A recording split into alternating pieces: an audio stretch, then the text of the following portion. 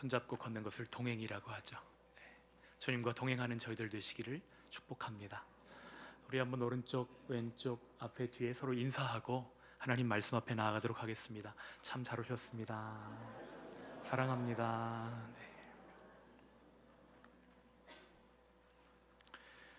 예수님이 세례를 받으실 때 하늘에서 들려온 소리가 있습니다.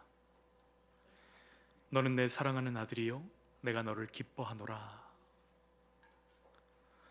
여러분, 이 말씀은 하나님이 예수님께 하신 말씀이지만 예수님 안에 있는 우리에게도 하시는 말씀입니다. 다시 한번 인사할 때에 당신은 하나님의 사랑, 하나님의 기쁨입니다, 이렇게 인사해 주시면 좋겠습니다.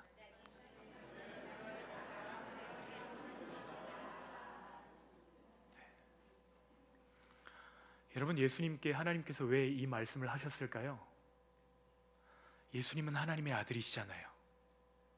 예수님에게도 이런 격려가 필요할까요? 예수님에게도 이런 응원이 필요할까요? 예, 그렇습니다. 여러분, 우리에게도 낙심될 때가 있습니다. 여러 회사에 지원서를 냈는데 아무 연락이 없을 때, 열심히 준비하고 일했는데 기대한 만큼 결과가 나오지 않을 때, 중독 치료를 받고 술을 끊겠다고 약속했는데 또 술을 마실 때 우리는 낙심합니다.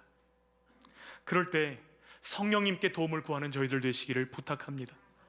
우리도 하나님과의 약속을 어길 때가 있고 또 넘어질 때도 있지만 성령님은 그것을 개의치 아니하시고 우리를 일으키십니다. 사실 우리 그릇은 너무 작습니다. 그래서 금방 바닥을 드러냅니다. 그럴 때 낙심하지 마시고 우리가 얼마나 기도했는지를 뒤돌아보시기를 부탁합니다. 우리는 쉬 지치고 약하여도 우리 하나님은 한계가 없으신 분이십니다.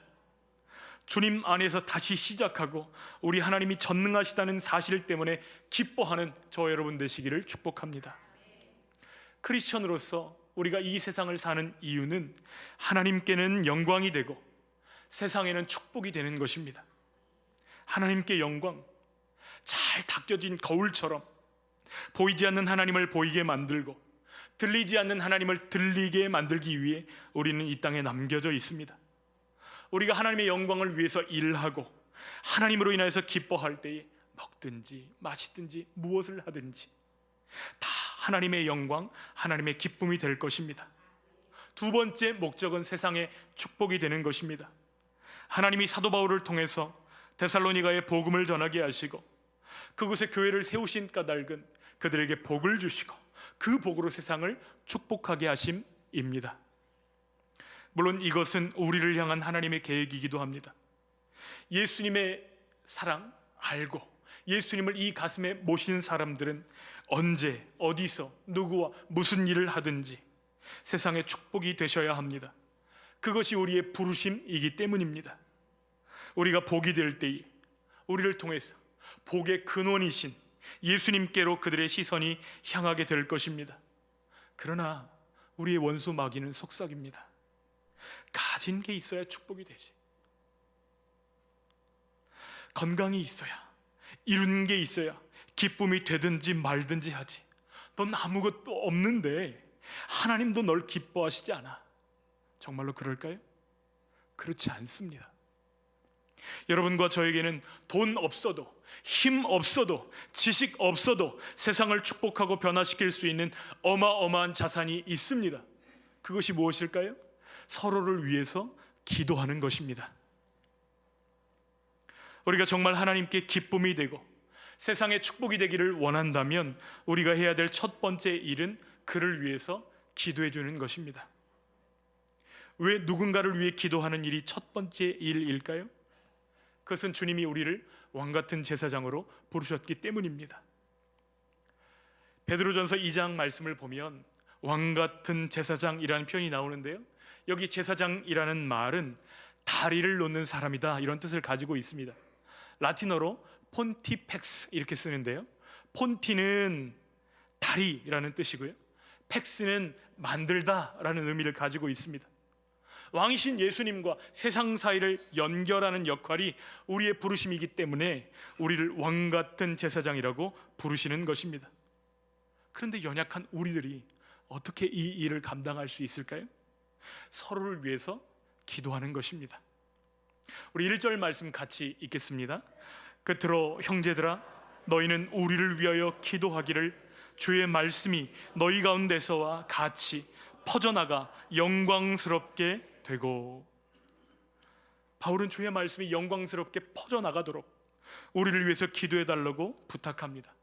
여기 퍼져나가가 이전 개역 한글 성경에는 다름질하여 이렇게 번역되어 있습니다. 출발 신호가 딱 울리면 총알처럼 달려가는 육상 선수들처럼 복음이 그렇게 확장되기를 원하는 소원을 가지고 지금 이 편지를 쓰고 있는 것이죠. 바울의 사역을 돌아보면 복음의 문이 열리는 결정적인 순간마다 사람들이 진리를 받아들이지 못하도록 방해하는 자들이 있었습니다. 그래서 바울은 우리를 부당하고 악한 사람들에게서 건져주시도록 기도를 부탁합니다. 바울이 부당하고 악한 사람들 이 이야기를 할 때에 아마도 성도들의 믿음을 흔들었던 거짓 선생들과 자신을 죽이려고 하는 유대주의자들을 염두에 두었을 것입니다. 여러분, 이리떼가 목자도 해칠 수 있다면 목자 없는 양떼를 잡아먹는 것은 얼마나 쉬울까요? 그러나 생명 걸고 이 악한 자들로부터 양떼를 지키는 것이 목자의 책임이기에 이 무거운 책임을 잘 감당할 수 있게 해달라고 기도를 부탁하는 것입니다. 여러분, 그 탁월한 바울 사도도 날 위해 기도해 주십시오 이렇게 부탁했다고 한다면 저처럼 부족한 사람이야 두말할 필요가 없겠죠. 여러분, 저를 위해서 기도해 주십시오. 그리고 우리 목회자들을 위해서 기도해 주십시오. 목사가 성도들을 위해 기도하고 성도들이 목사를 위해서 기도하고 아론과 훌처럼 기도로 동역하는 것이 당연함에도 불구하고 이 당연한 것이 힘든 교회들이 얼마나 많은지 모릅니다. 그러면 그 갈라진 틈 사이로 무엇이 틈탈까요? 거짓된 진리가 틈타고 혼란과 분열이 틈탑니다. 마귀에게 기회를 주는 것이에요. 그러므로 우리가 힘써야 할 첫 번째 일이 중보 기도인 것입니다. 지금부터 왜 중보 기도를 생명처럼 소중하게 여기고 힘써야 하는지 4가지 이유를 말씀드리도록 하겠습니다. 왜 중보 기도를 생명처럼 소중하게 여기고 힘써야 하는가? 첫 번째, 중보 기도는 성도가 누릴 최고의 영광이기 때문에 그렇습니다. 최고의 영광입니다. 여러분, 중보 기도는 우리의 숙제가 아닙니다. 우리에게 주신 특권입니다. 왜 그럴까요? 아무나 하는 게 아니거든요.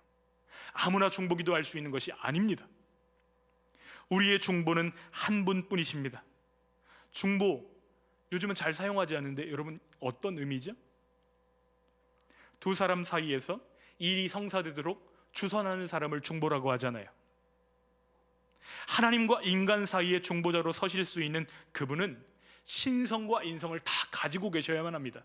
그런데 이 조건을 충족하시는 유일한 분이 계시니 그분의 이름은 예수 그리스도이십니다.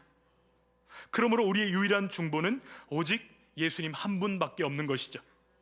지금도 예수님이 하시는 가장 중요한 일은 중보 기도하시는 일입니다. 그래서 바울 사도는 로마서 8장에 그분의 하시는 일을 이렇게 고백합니다. 함께 읽어볼까요? 죽으실 뿐 아니라 다시 살아나신 이는 그리스도 예수시니 그는 하나님 우편에 계신 자요 우리를 위하여 간구하시는 자신이라. 아멘. 겟세마네 동산에서 하나님이 이들의 믿음이 떨어지지 않게 하여 주시옵소서. 이들이 하나 되게 하여 주시옵소서. 간절히 기도하셨던 예수님은 지금도 저와 여러분을 위해서 중보 기도하고 계시는 줄 믿습니다. 갈팡질팡하고 낙심하고 넘어지고 하루에도 수없이 오르락내리락 하는 우리들을 위해서 우리들이 믿음으로 살아갈 수 있도록 예수님이 기도로 붙드시는 것입니다. 또 예수님의 영이신 성령님도 저와 여러분 안에서 기도로 우리를 돕고 계시는 줄 믿습니다. 로마서 8장 26절 27절 말씀 같이 읽겠습니다. 이와 같이 성령도 우리의 연약함을 도우시나니 우리는 마땅히 기도할 바를 알지 못하나 오직 성령이 말할 수 없는 탄식으로 우리를 위하여 친히 간구하시느니라. 마음을 살피시는 이가 성령의 생각을 아시나니 이는 성령이 하나님의 뜻대로 성도를 위하여 간구하심이니라. 아멘. 여러분, 예수님과 성령님의 사역에 동참하는 것이 중보기도입니다. 어떤 신학자들은 중보기도라는 말을 사용하면 안 된다, 도고기도, 타인을 위한 기도라고 표현을 바꿔야 된다, 이렇게 말합니다. 왜냐하면 우리는 중보자의 조건을 만족시킬 수 없기 때문이죠. 그래서 중보기도라는 말 자체를 부정하는 신학자들도 계십니다. 맞습니다. 우리는 하나님과 기도 대상자 사이에 서 있는 중보가 아닙니다. 그러면 우리 위치는 어디죠? 우리는 하나님 쪽에 있지도 않고 그 사람 쪽에 있지도 않습니다. 그 사람과 하나님 사이에 있는 것도 아닙니다. 내가 그 사람과 하나님 사이에 있다고 주장한다면 내가 예수님이라고 말하는 것과 똑같은 것이니까요. 그러면 우리는 어디에 있죠? 우리는 예수님 옆에 있는 것입니다. 예수님이 하시는 일에 우리가 동참하는 것뿐이지, 내 중보기도 때문에 그 사람의 운명이 달라지거나 그 사람의 모든 삶이 달라진다고 생각하시면 안 됩니다. 중보자는 예수님 한 분뿐이시니까요. 예수님이 그분의 사역에 우리를 끼워주시는 것입니다. 이것이 우리의 영광입니다. 여러분, 대표팀에 소속되면요, 매달 시상할 때 경기 안 뛰었어도 올라갑니다. 여러분, 그것이 영광이죠. 주님이 우리를 끼워주십니다. 그러므로 우리가 누군가를 위해서 기도할 때 예수님이 그 사람에게 무엇을 원하실까? 예수님은 이 문제를 어떻게 보실까? 이것을 생각하며 그 사람을 위해 기도해야만 합니다. 예수님, 저리 좀 비켜보세요. 내가 이 사람에 대해서는 예수님보다 더 잘 알아요. 그 사람을 향한 내 동정심과 내 생각의 근거에 있어 내 주장을 말하고 예수님을 설득하는 작업이 기도가 아니라는 것을 우리가 분명히 하셔야 합니다. 여러분, 한번 대답해 보세요. 예수님만큼 여러분을 사랑하실 분이 세상에 또 있을까요? 예수님만큼 여러분을 향한 놀라운 계획을 가지고 그 계획을 이뤄가시는 그런 분이 세상에 또 있을까요? 예수님만큼 여러분에게 어떤 길이 가장 좋은 길인지를 정확히 알고 인도하시는 분이 또 계실까요? 아무도 없습니다. 그러므로 우리는 중보기도를 통해서 예수님의 놀라운 계획과 사랑이 우리가 기도하는 그 사람의 인생 가운데, 우리가 기도하는 그 사람의 몸과 영혼에 임하기를 기도해야 되는 것입니다. 영광스럽지 않으세요? 우리가 예수님과 함께 일하는 것입니다. 왜 중보기도를 생명처럼 소중하게 여기고 힘써야 되는가? 두 번째 이유는 중보기도는 성도로서 빚을 갚는 길이기 때문입니다. 무엇을 갚는다고요? 우리는 하늘의 두 중보자이신 예수님과 성령님께 중보의 빚을 지고 있습니다. 그리고 이 땅에서 우리를 위해서 눈물로 기도해 준 누군가의 중보 기도 때문에 오늘 이 자리에 앉아 있습니다. 여러분의 부모님의 눈물일 수도 있고, 목회자들의 눈물일 수도 있고, 구역장이나 여러분을 가르치신 선생님의 눈물일 수도 있습니다. 저절로 된 것이 아니라 그분들의 기도 위에 우리가 서 있다는 사실을 잊지 않으시기를 부탁합니다. 누군가 보이지 않는 손을 뻗어서 우리를 위해서 기도해 주었기 때문에 우리가 이렇게 서 있다는 것을 잊어버리는 순간, 그때부터 우리는 교만해집니다. 내가 잘나서 내 힘으로 서 있다고 착각합니다. 그러나 우리의 실상은 빚쟁이인 것이죠. 여러분이나 저나 지금 괜찮은 척 앉아 계시지만 사실 우리는 다 깨진 사람들입니다. 두 사람이 마주 붙잡고 앉아가지고 속에 있는 것들, 다른 사람들한테 보여줄 수 없는 그 상처와 아픔들을 꺼내서 이야기하다 보면 눈물 없이는 들을 수 없는 그 아픔과 상처가 누구나 다 있습니다. 울 수밖에 없는 우리들, 깨지고 박살난 우리들이 어떻게 이렇게 멀쩡한 모습으로 주님을 예배할 수 있죠? 이어붙이는 중보기도 때문입니다. 우리는 그릇이 깨지면 버립니다. 도자기 깨지면 버려요. 깨진 도자기는 재활용이 되지 않으니까요. 그런데 일본의 도공들은 깨진 도자기를 버리지 않습니다. 그 깨진 조각들에 옷을 바르고 이어 붙인 다음에 깨진 틈 사이에 금을 매깁니다. 금을 매겨서 오히려 그 깨진 그 모양들이 더 화려하게 드러날 수 있도록 멋지게 다시 작품들을 만드는데, 이러한 도자기를 킨츠기라고 부릅니다. 상처와 깨어짐의 흔적이 금으로 채워져서 오히려 그 그릇이 더 가치 있고 더 영광스럽게 만드는 것입니다. 값도 10배에서 100배가 비싸다고 해요. 죄와 실패로 깨진 우리 인생도 마찬가지입니다. 깨진 우리를 예수님의 피와 예수님의 중보 기도로 지금도 우리를 보듬고 붙드시고 이어붙이고 계시는 줄 믿습니다.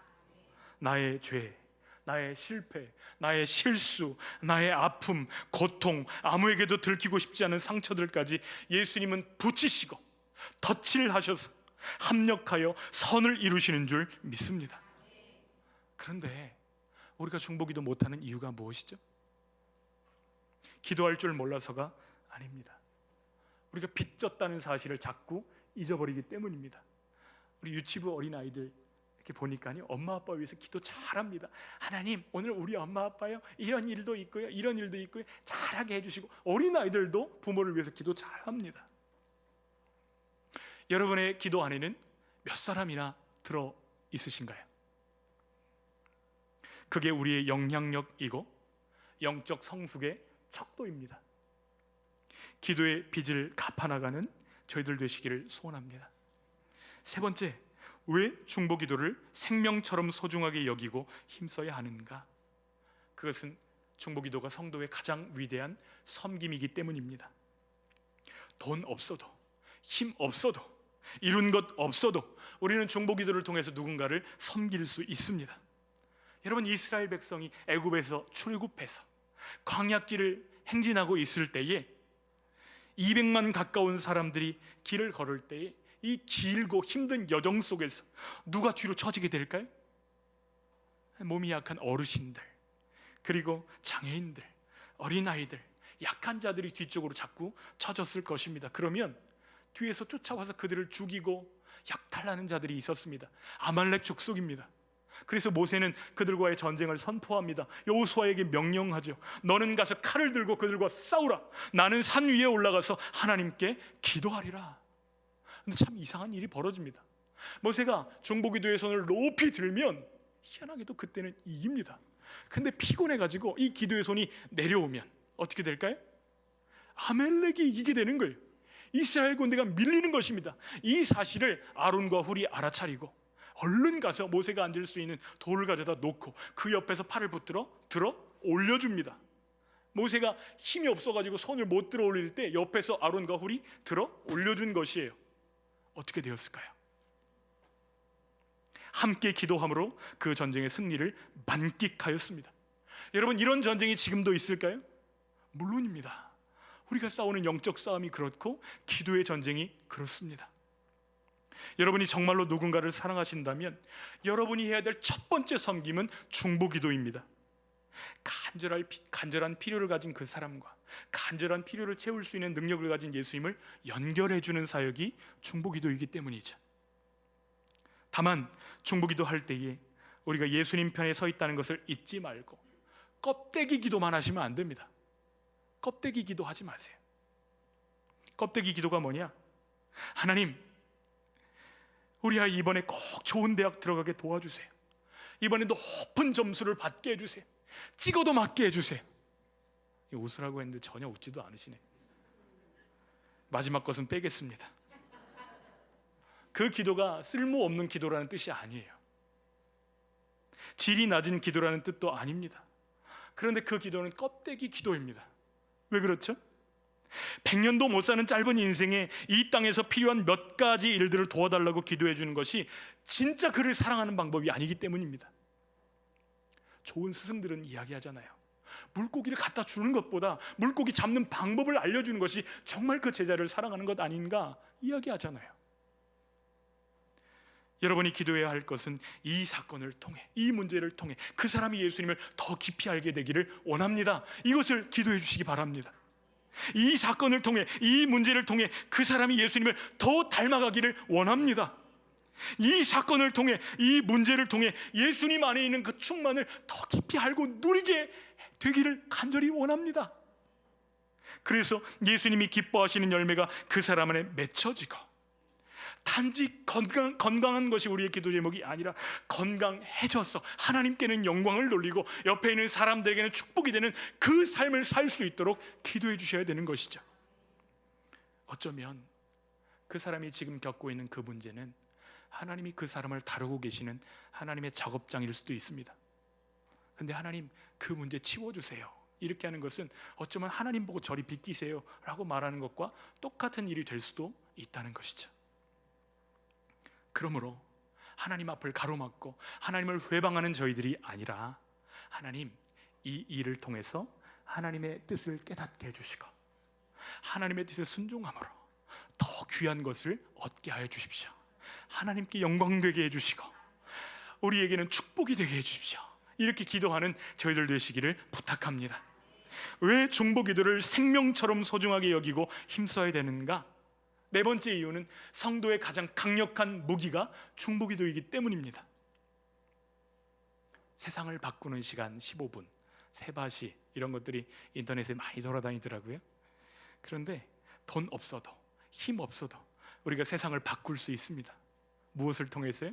중보기도를 통해서 세상을 바꿀 수 있습니다. 내가 심긴 그 작은 세상, 내 가정, 내 직장, 내 친구들, 내 이웃들 모두가 여러분의 기도 때문에 달라질 수 있습니다. 여러분, 트럼프의 고집보다도 예수님이 훨씬 더 크신 분이십니다. 그것을 믿는다면 우리 기도로 세상을 바꿀 수 있다는 사실도 믿으면서 기도하셔야 되는 것이죠. 아브라함은 무엇으로 조카 롯을 구했습니까? 기도입니다. 여러분, 모세는 금송아지 섬기면서 우상숭배에 빠져있던 백성들을 무엇으로 구했습니까? 중보기도입니다. 예레미야는 우상숭배에 빠져있던 유다 땅을 위해서 중보기도함으로 다시 소망의 싹이 튀어오르도록 그들을 위해 사역하였습니다. 영적으로 성숙하다, 무엇으로 알 수 있죠? 내 기도 속에 얼마나 많은 사람들이, 내 기도 주머니 속에 얼마나 많은 기도의 제목들이 들어있느냐로 우리는 그것을 알 수 있습니다. 우리가 성장하는 만큼 우리의 기도의 지경도 점점 넓어지는 것이죠. 우리의 기도를 통해서 정말로 많은 사람들이 하나님의 위로를 경험하고 새 힘을 얻게 되시기를 축복합니다. 그렇다면 우리 어떻게 구체적으로 기도해야 될까요? 손가락을 짚어가면서 기도하면 쉽게 기억하고 실천할 수 있습니다. 우리가 기도할 때 우리와 가장 가까이 있는 손가락은 어떤 손가락이죠? 엄지손가락. 그래서 중보기도 하실 때 먼저는 나에게 가장 가까운 사람들을 위해서 기도해 주시기를 부탁합니다. 어떤 사람들이죠? 나의 배우자, 자녀, 부모님, 친구들, 가장 가까운 사람을 위해서 먼저 기도하세요. 그 다음은 검지. 이걸로 우리 가르치잖아요. 우리의 길을 지도하고 가르치는 사람들, 우리에게 길을 보여주는 사람들, 목회자, 교사, 선교사, 선생님, 우리를 영적으로 가르치고 인도하는 스승들을 위해서 기도해 주시기를 부탁드립니다. 여러분, 우리 손가락 중에서 제일 긴 손가락 뭐죠? 장지, 중지. 기업의 장, 대통령, 직장 상사, 우리에게 영향력을 미치는 지도자들을 위해서 기도해 주셔야 됩니다. 왜 그렇죠? 그들의 결정이 우리의 삶에 직접적인 영향을 미치기 때문입니다. 여러분, 기도하셔야 됩니다. 네 번째는 약지입니다. 약지, 약한 사람. 글자만 연결시켰습니다. 약한 사람, 질병이나 가난이나 소외나 고통받는 육체적, 경제적, 사회적 약자들을 위해서 기도하셔야 됩니다. 마지막으로 애지. 우리 이 애지 언제 사용하죠? 약속할 때 사용합니다. 네 번째랑 헷갈리지 않으셨으면 좋겠는데, 약속할 때 하나님께서 우리에게 약속하셨습니다. 주 예수를 믿으라. 그리하면 너와 내 집이 구원을 얻으리라. 아직 돌아오지 않은 사람들, 그러나 우리에게는 약속이 주어졌어요. 우리가 예수 그리스도를 믿으면 반드시 돌아오게 하실 것입니다. 아직 구원의 약속을 경험하지 못한 그들이 주님께로 돌아오도록 그 영혼들을 위해서 기도하셔야 됩니다. 자, 이제 복습 한번 해볼까요? 엄지, 누구를 위해서 기도해야 될까요? 우리와 가장 가까운 사람들. 검지, 누구를 위해서 기도해야 될까요? 우리를 가르치고 인도하는 사람들. 중지, 대통령, 장, 우리를 이끄는 리더들을 위해서 기도하시기 바랍니다. 약지, 약한 사람들, 병들고 소외되고 아픈 사람들. 애지, 약속대로 하나님 앞에 돌아오게 될 그 영혼들을 위해서 기도하시기 바랍니다. 여러분, 왜 중보기도를 생명처럼 소중하게 여기고 힘써야 되는가? 말씀의 결론 부분인데요, 중보기도는 공중급유이기 때문입니다. 여러분, 이런 비행기 보신 적 있으세요? 비행기가 날아가는데 날아가는 상태에서 착륙하지 않고 바로 기름을 넣어줍니다. 공중급유기라고 하죠. 전쟁에서 지상군이 안전하게 작전하도록 하늘에서 적을 제압하는 비행기들이 있는데 연료가 떨어지면 그 커버가 없어져 버리는 거잖아요. 돌아가서 기름을 채울 수밖에 없습니다. 그런데 우리가 누군가를 위해서 기도할 때 그것이 공중급유와 같은 역할을 한다는 것이죠. 우리가 기도해 줄 때 그 사람은 앞으로 나아갈 힘을 얻습니다. 반드시 승리하게 될 것입니다. 여러분, 우리 교회에는 중보기도 카드가 있습니다. 여러분에게 한 달에 한 번씩 이 카드를 넣어드리는데요, 중간에 보면 이렇게 적혀 있습니다. 여기에 적힌 기도 제목은 절대 비밀입니다. 그러나 성도들과 함께 기도하기 원하시면 체크해 주세요. 네모, 이렇게 되어 있습니다. 여기에 아무 표시가 없으면 누구만 기도할까요? 저와 저희 아내만 기도합니다.